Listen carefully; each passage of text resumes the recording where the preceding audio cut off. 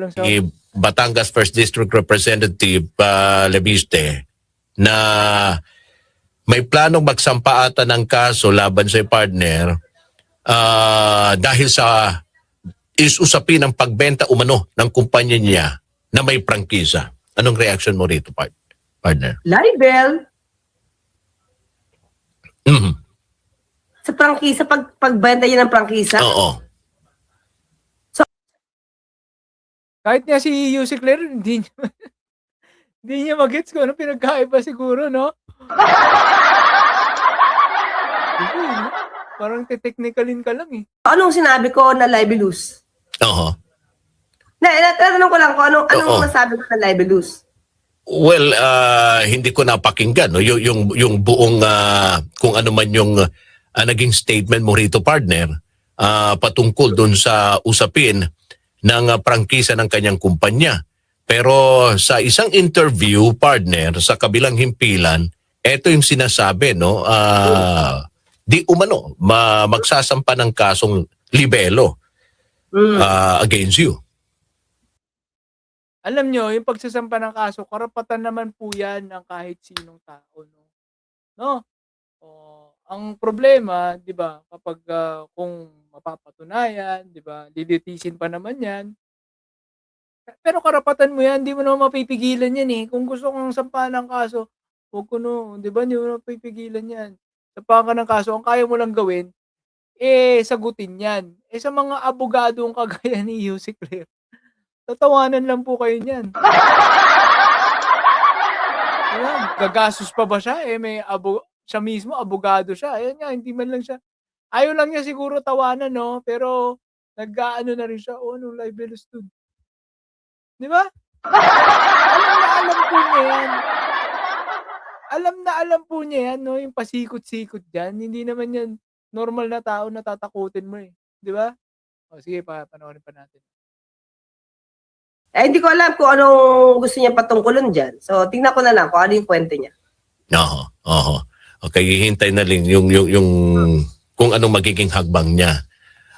All right. So anyway, partner, maraming salamat. Alam ko na napaka-busy ka, pero maraming salamat sa inyong oras at panahon. Tuloy pa rin ba yung live para sa mga ka-clear gabi-gabi? Oo, gabi-gabi pa rin yan. Gabi-gabi. At sabi ko nga, yung mga ka-clear mismo, sila ang nag-initiate, partner, na makapagbigay kami ng konting pamasko sa ating mga kababayan. Oo, sa kanila talaga galing yon.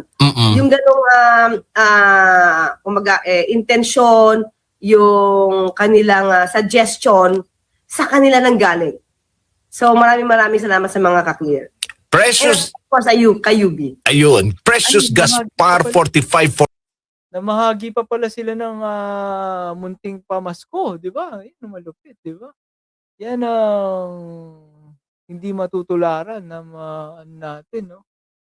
Undersecretary ng PCSO. Ayun. Malinaw na malinaw, hindi man lang kinilabutan, hindi man lang kinabahan, walang bakas. Blooming na blooming pa rin si Yussi Claire Castro, di ba? Di ba? Kasi that's her jungle, di ba? Jungle niya yan eh. Kumbaga sa Leon, kabisado ko na to, pasikot-sikot dito. Ikaw, na gustong magkaso sa akin, ikaw ang mangamba. Di ba? Ikaw ang mangamba kasi hindi mo to jungle eh. Di ba? Di ba? Yung ibang mga abogado po ng sa Duterte camp, abogado sila, pero hindi naman sila litigator. Kumbaga hindi nila na-practice yung kanilang pagiging abogado. Ito na-practice niya talaga, no? Pwede mo nga itong gawing Department of Justice eh, di ba? Secretary.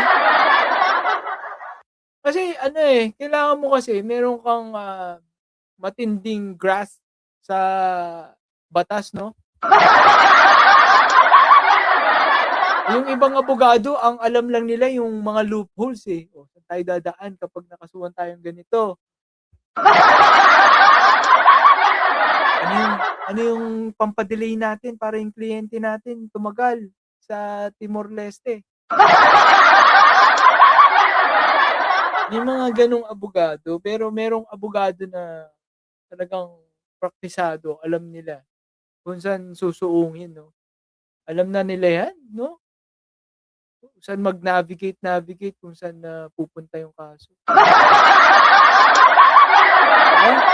Ang linaw-linaw, hindi man lang kinabahan. Yan po ang ating Undersecretary Yuse Claire Castro at bukas, tama, bukas 'di ba? Bukas 1 PM sabi.